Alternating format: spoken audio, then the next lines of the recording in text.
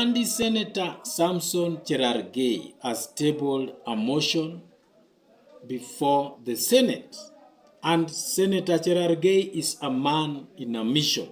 And his mission is to ensure that former President Uhuru Kenyatta does not receive his retirement pact as stated in the Kenyan constitution or the laws of this country.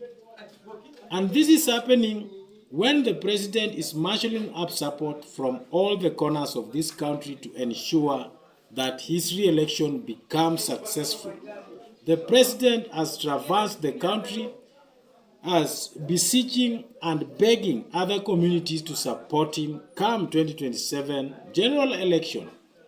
And recently the president, while in the funeral of David Chirchi's father, he lamented that his backyard, his region, is not concerned about his re-election as far as marshalling support is concerned. And he lamented that the people are not registering as voters and some of them doesn't even have the IDs. To the surprise of many Kenyans, while the president is tirelessly working for his re-election, some of his brigade and right men are working backwards, are watering down the hard work that the president has been doing in as much as looking for votes is concerned.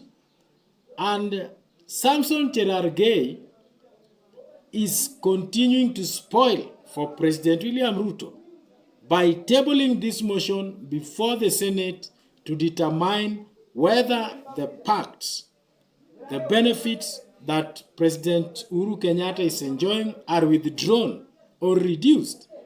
If this is your first time and you're joining us, we say thank you and please give this video a thumbs up or like the video. Now, before we continue, there are laws that govern presidential retirement as far as the Constitution of the Republic of Kenya is concerned. And as you can see on the screen, this is what the Constitution states with regards to the retirement benefits of a president.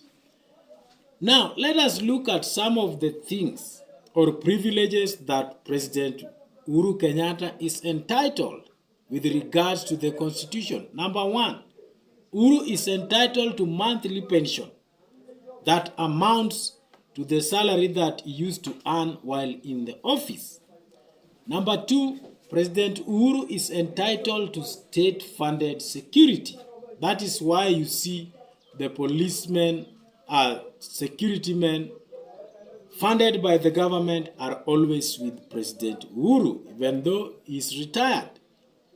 Uhuru is also entitled to official residential place or is entitled to house allowance. And again, he is entitled to vehicles, government vehicles, for his transport and also staff. Again, President Uhuru is entitled to medical cover. So, ladies and gentlemen, what are some of the things that may lead to the withdrawal of these services or this retirement pact? That is when the president engages in things that contravene the Constitution of the Republic of Kenya. One, if he is convicted of a serious criminal offense, then this can lead to the withdrawal of his retirement benefits. Number two, if the president engages in activities that are unconstitutional and considered harmful to the national unity or peace of a country, then this can be withdrawn.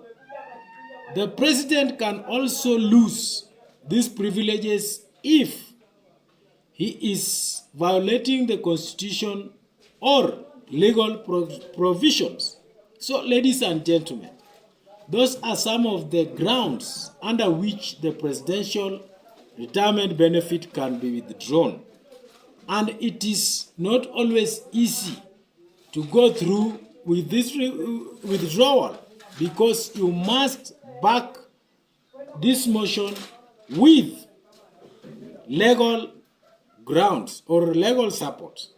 So, ladies and gentlemen, as Cherargei is adamant about this motion, what are some of the negative effects that are going to affect President William Ruto when this motion is sails through? That is, if they will manage to argue this motion and the benefits are withdrawn. Number one is that the fate of President William Ruto is going to be sealed completely, in that even there are few people who are supporting him from the mountain, the backyard of President Uhuru Kenyatta.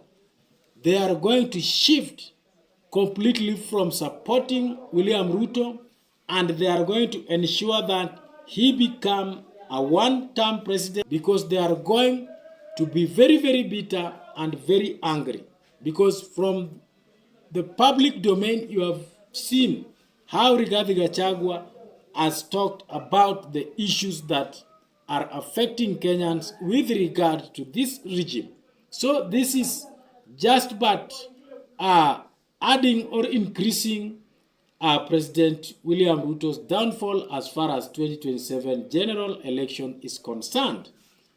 Number two thing that is going to happen, they are saying that the president is funding the opposition and is aiding the activities as far as the Linda Mwananchi and the United Opposition is concerned. This move is now going to make the retired president, that is Uhuru Kenyatta, to now support the opposition activities in full force to ensure that this government is voted out come 2027. So this is something that President William Ruto must prepare for, because it is going to trigger the anger of President Uhuru Kenyatta, and is going to ensure that the opposition is supported fully in order to make President William Ruto a one-term president. Number three, what is going to happen?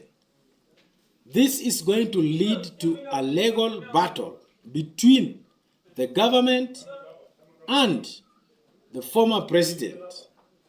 And constitutionally, the government is going to be found to be violating the constitution and working without the dictates of the laws of this country. This legal is going to see Kenyans spend taxpayers' money, in as much as the government will be represented in the court of law, and it is taxpayers' money that is going to be used to fund this legal battle. So, ladies and gentlemen, this is a very serious issue, and it is a serious matter that Kenyans are following keenly, and I believe outcome of this is that the government is going to be found to violating the constitution and to work without the rule of law. Ladies and gentlemen, as usual, it is good to listen from you, from your views, from your comment. Please, at the comment section, what do you think? Is it justified to remove the benefits that President Uhuru Kenyatta is enjoying? Is the government justified, or is the government on the right track by threatening former president that they will draw his services because of his activities with regards to the politics of this country? Please leave your view and your comment, and don't go without liking this video. Otherwise, thank you for watching.